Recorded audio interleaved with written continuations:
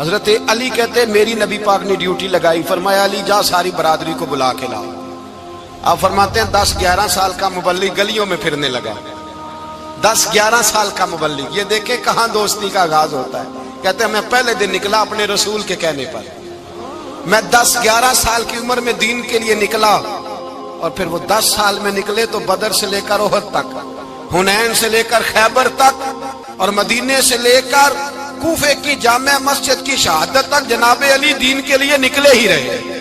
فرماتے ہیں 10-11 سال کی عمر میں نکلا، میں نے ابو سفیان کو کہا، ابو لہب کو دعوت دی، میں نے ابو جہل کو بلایا، عتبہ کو، عتیبہ کو، ولید کو، میں نے عباس کو، حمزہ کو، کہتے میں تمام کو، قریش کو دعوت دی حضور کے گھر میں۔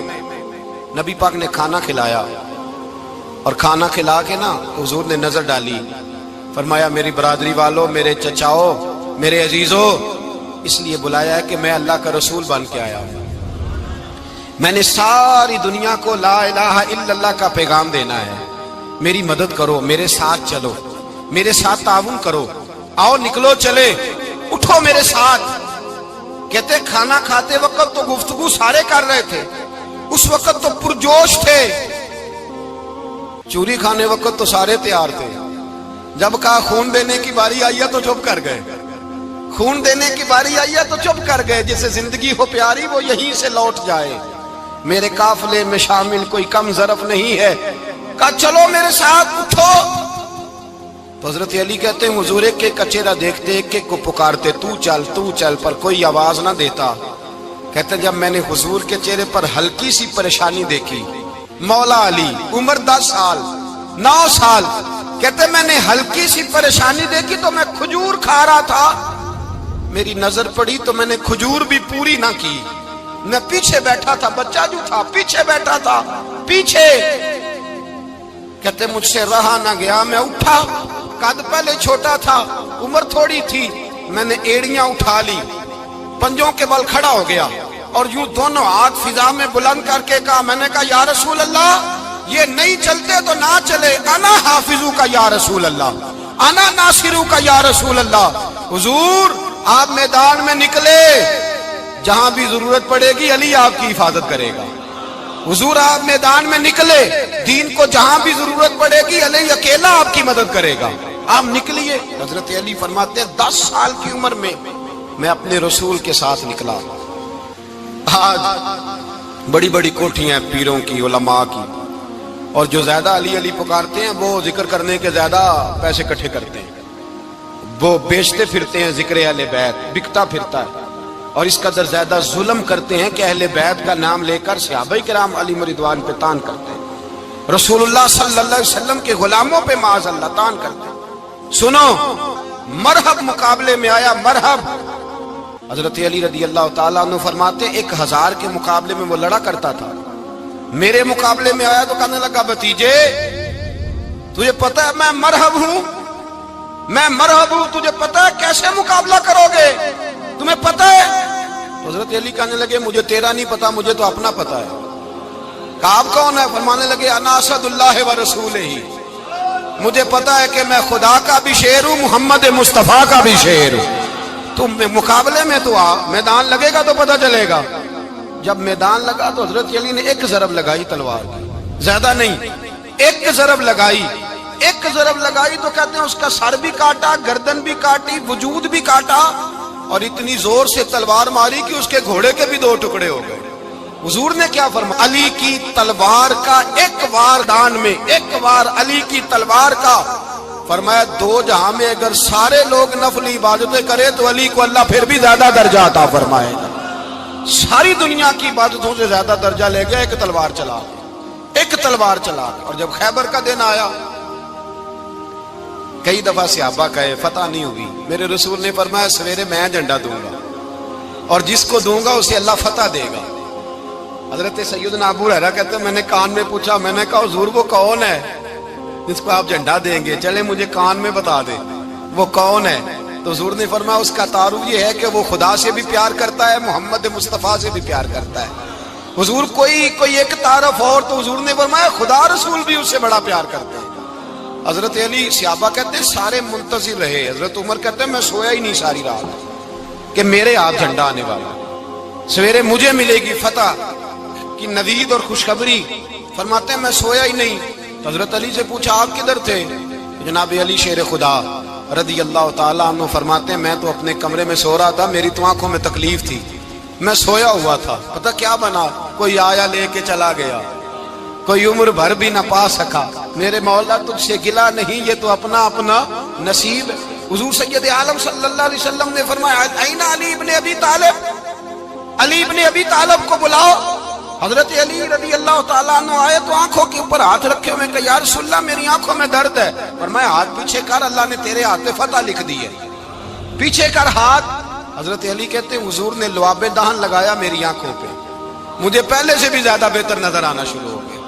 حضرت علی شیر خدا ایک ہاتھ میں تلوار، ایک ہاتھ میں 40 گز اونچا تھا خیبر کا دروازہ، 40 گز چوڑا تھا۔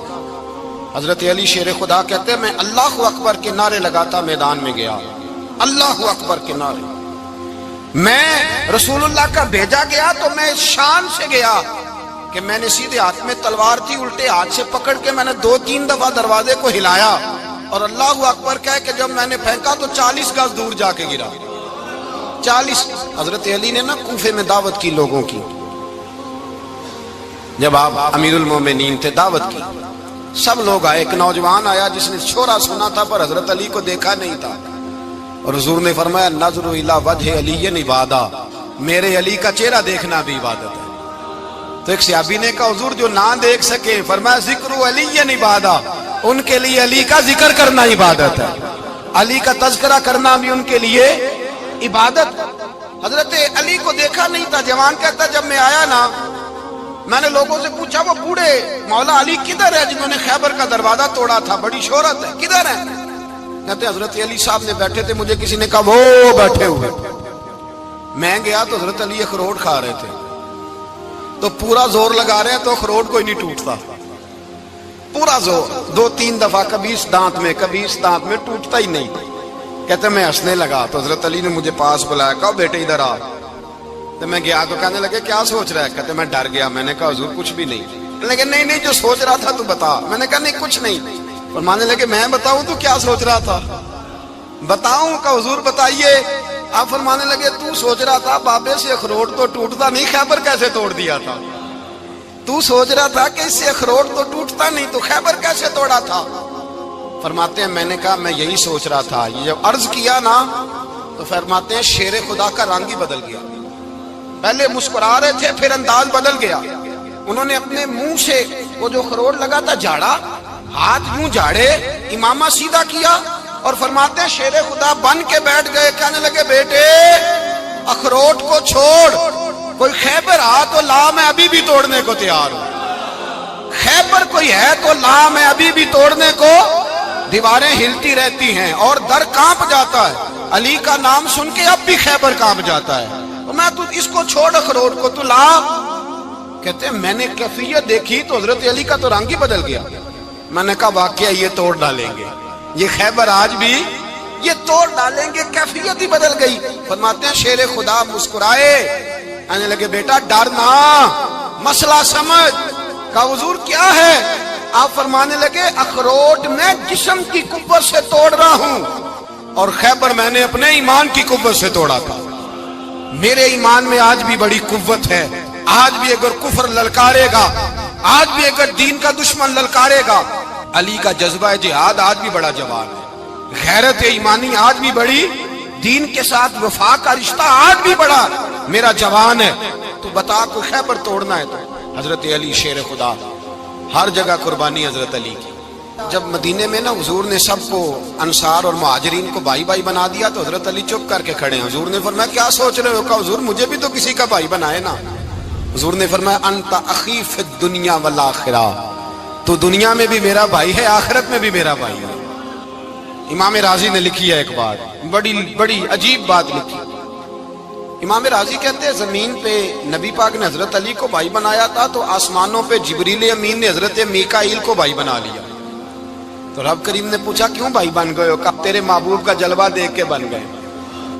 اس رات نبی پاک صلی اللہ علیہ وسلم ہجرت کر کے آئے نا ایک کو حضور نے ساتھ لے لیا، امیر المومنین حضرت ابو بکر صدیق۔ ابو بکر دا پہلا نمبر کس کا ہے؟ دوسرا، تیسرا، چوتھا۔ یہ سبق بچوں کو یاد کرائیں۔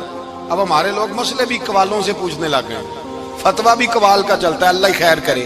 حضرت ابو بکر صدیق کو حضور نے ساتھ لے لیا ہجرت کی رات، اور مولا علی شیر خدا کو بستر پہ سلایا۔ رستے میں بھی بڑا خطرہ تھا، پر بستر پہ اس سے زیادہ خطرہ تھا، اس لیے کہ جب چادر میں لپٹا ہوا کوئی شخص ہے تو کسی کو کیا پتا کون ہے۔